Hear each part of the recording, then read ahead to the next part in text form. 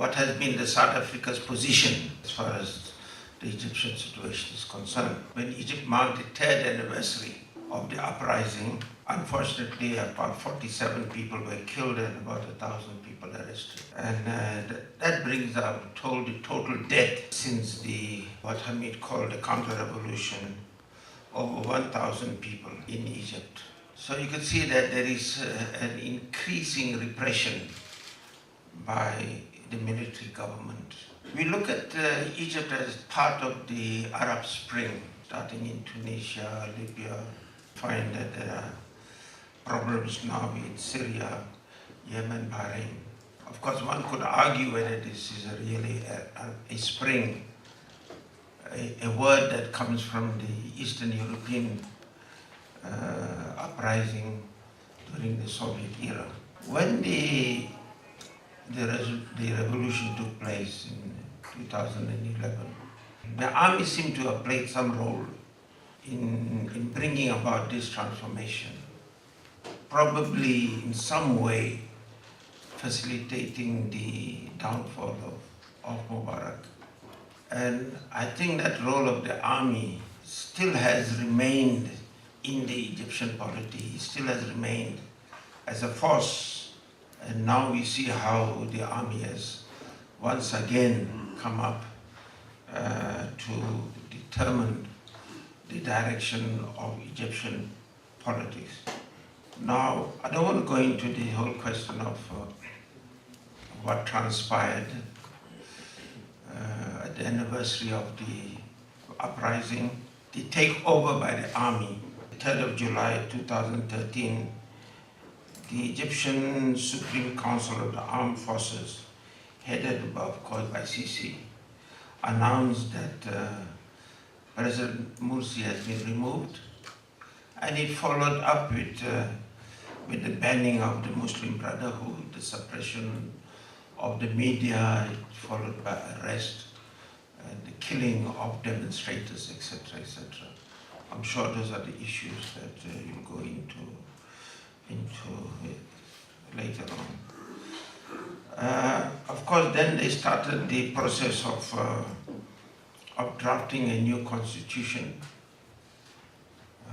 The Muslim Brotherhood, of course, not part of this process of drafting a new constitution. Of course, they were a banned organization now, and with the repression, with the arrest and detention and the killings, we found that there was no real free political activity that enabled any political party or organization to participate freely in the drafting of the new constitution. And the way the constitution was drafted too, it was appointed by the army, I think of 50 people. If you now compare that with our constitution making process, which was very inclusive, very transparent, and involved,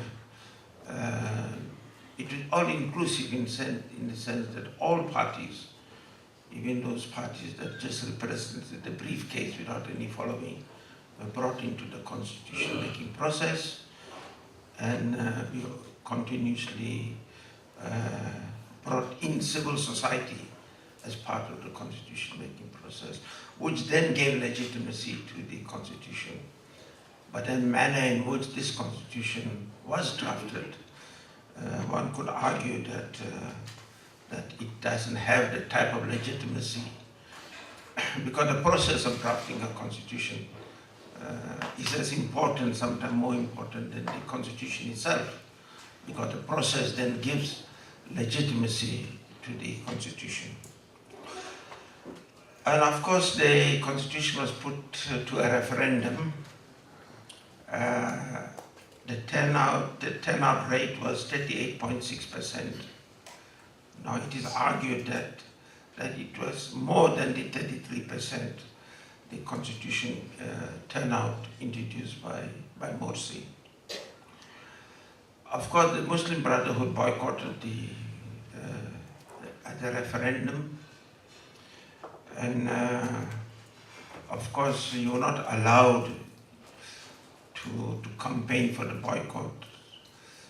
You're not allowed to put up posters, not to take part in the constitution, and everything was done to suppress the boycott of the constitution. Of course, the new constitution, we are told, has a number of positive elements. There are articles that clearly state rights to education, healthcare, and shelter, and grant equality between men and women. Article in the 2000, they say that some people say in the 2012 constitution there was some indication that there was some threat to the freedom of speech. However, it should be noted that both the 2012 and 2013 constitution reflected a flawed exclusionary process that allowed the winning coalition to enshrine their interest in the constitution. A constitution ought to reflect national consensus. Repeating all mistakes will in the long term not lead to different results. Now, the new constitution, as Mr. Hamdi said, entrenches military rule, giving the army, I think, the right to appoint a minister of defense, although it is set for the period of 8 years. And it also does away with civilian control. And it says that it makes provision for the creation of a Supreme Council to oversee the Interior Minister. I'm sure in the course of this discussion we'll hear more about how the military seeks to play this role, which is very undemocratic in a democratic society.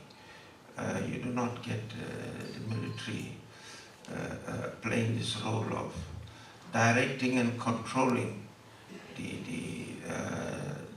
government or the civilian government.